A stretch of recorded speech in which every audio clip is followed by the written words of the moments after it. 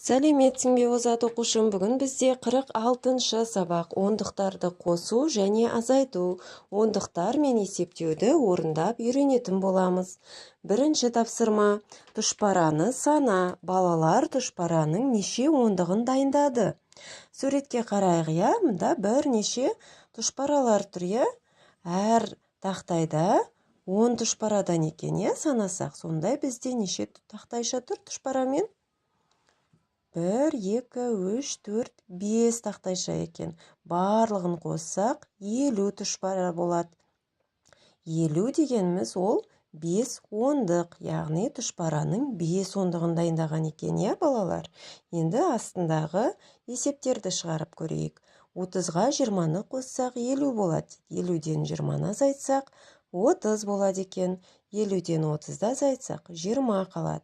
Енді ондықтарды қосамыз. 3 ондыққа 2 ондықты қоссақ 5 ондық болады. 5 ондықтан 2 ондықты алсақ 3 ондық қалады. 5 ондықтан 3 ондықты азайтсақ 2 ондық қалады екен, иә? Осылай сурет бойынша тұшпараны санап, балалар неше ондық тұшпара жасаған біліп алдық, және астында берілген есептерді де қосып азайтып шығарып алдық. Келесі екінші тапсырма. Екінші тапсырмада түсіндіре отырып есепте дейді. 7-ге 2-ні қосамыз. 9 болды. 3-ке 2-ні қоссақ 5 болады екен, иә? Бұл жерде бірліктер берілген. Енді 70-ке 20-ны қосамыз. 90 болды. Бұл ондық, иә? 70 дегеніміз 7 ондық, 20 дегеніміз 2 ондық, 90 дегеніміз 9 ондық болады. 30-ға 20-ны қосамыз. 50 болды. 5 ондық шықты, иә? 5-тен 2-ні азайтсақ 3 болады. 6-дан 4-ті азайтсақ 2 қалады екен. Енді 50-ден 20-ны азайтамыз. 30 қалды. 60-тан 40-ті азайтсақ 20 қалады екен. 50, 20, 30 дегендер бұлар ондықтар, иә? Ал 5, 2, 6, 4 дегеніміз бірліктер болады. Келесі үшінші тапсырма, бос орындарға сандар жаз дейді. 80-ге 10-ды қоссақ 90 болады екен. Енді 30-ға 40-ты қосқанда 70 болады.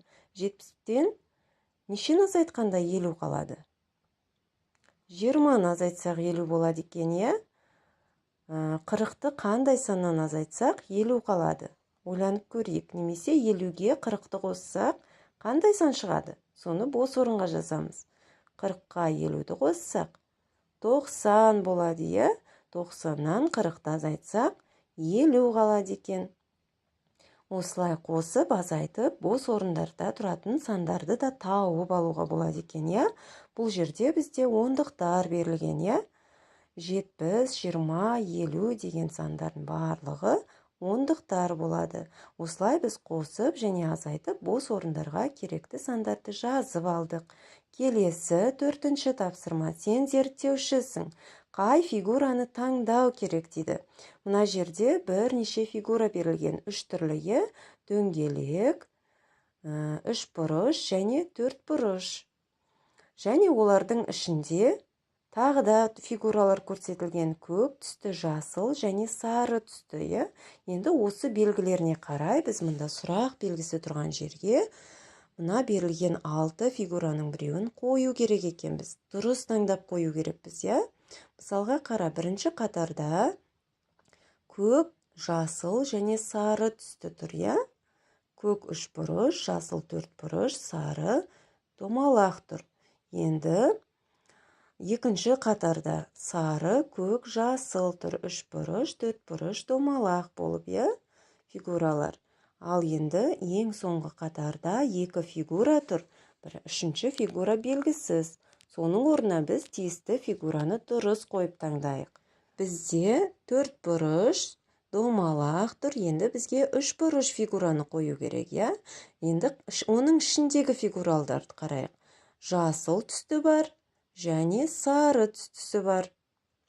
Бізге көк түстісі жетпейді, иә? Яғни 3 бұрыш ішінде көк түсі бар фигураны таңдаймыз. Ол 5-ші номерлі фигура екен, иә? Осы фигураны біз сұрақ белгісі тұрған бос орынға қоямыз. Біз дұрыс таптық. Келесі 5-ші есеп. Бесінші есепте сандардың құрамын айт. Қосуға 2 мысал, азайтуға 2 мысал құрастыр дейді. Мұнда гүл тұр, 2 гүл, олардың үстінде 10 және 9 деген сандар тұр. Енді 10 санының құрамын айтайық. Бір жапырағында 8 тұр. 8-ге қандай санды қосқанда 10 болады? Соны табуымыз керек, 8-ге 2-ні қоссақ 10 болады. 8 пен 2 санның қосындысы 10 санын құрайды, яғни 10 санның құрамы екен. 5-ге 5-ті қосамыз, 5 деген санды қоямыз екінші жапыраққа. 7-ге қандай санды қосқанда 10 болады? 3 деген санды қоссақ 10 санын құрап шығады, 7 мен 3-тің қосындысы 10-ға тең. Енді осы 10 санына байланысты 2 қосу және 2 азайтуға мысал құрастырайық. 10-нан 2-ні азайтамыз, 8 болды. 10-нан 7-ні азайтсақ, 3 қалады екен. 7-ге 3-ті қосамыз, 10 болды. 5-ке 5-ті қоссақ, 10 болады екен. Келесі 9 саны. 4-ге 5-ті қосқанда 9 шығады, 6-ға қандай санды қоссақ 9 болады екен? 3 санын қоссақ, 6 мен 3-тің қосындысы 9 санын құрайды екен.